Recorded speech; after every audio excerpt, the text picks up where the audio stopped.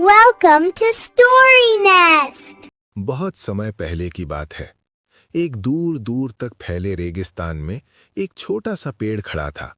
वही पेड़ वहां रहने वालों के लिए जीवन का सहारा था। उसी पेड़ पर एक चिड़िया, एक चींटी और एक इल्ली साथ रहती थीं। तीनों बहुत अच्छे दोस्त थे। गर्मी का मौसम था। सूरज आग बरसा रहा था। रेत तप रही थी और पानी की एक एक बूंद अनमोल हो गई थी। उसी पेड़ की थोड़ी सी छांव में दिन में 2-3 ऊंट और उनका ऊंट चराने वाला भी कुछ देर आराम कर लेता था। धीरे धीरे रेगिस्तान और सूखता गया। चिड़िया को दाने नहीं मिलते, चींटी को खाने के कण नहीं और इल्ली भी कमजोर होने लगी। एक दिन तीनों ने मिलकर बात की। चींटी बोली, अगर हम यहां रहे तो जिंदा नहीं बच पाएंगे।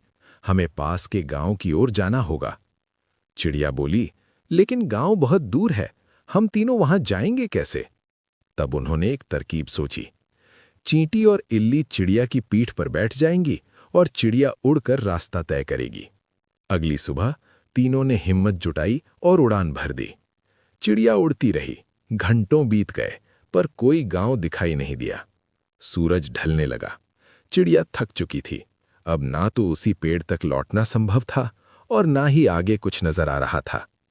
तीनों बहुत प्यासे हो गए। इल्ली बोली, अगर आज हमें पानी नहीं मिला तो हम सब मुश्किल में पड़ जाएंगे। तभी चींटी ने साहस दिखाते हुए कहा, हमें हार नहीं माननी चाहिए। रेगिस्तान में भी एक पौधा होता है, कैक्टस। अगर वो मिल जाए तो हम उसकी मदद से रात गुजार सकते हैं।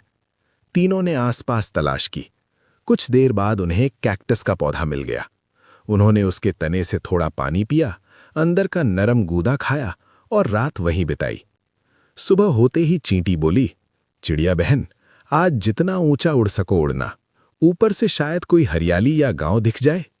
चिड़िया ने चींटी और इल्ली को अपनी पीठ पर बैठाया और बहुत ऊंचाई तक उड़ गई। तभी दूर उसे हरी भरी जमीन दिखाई दी।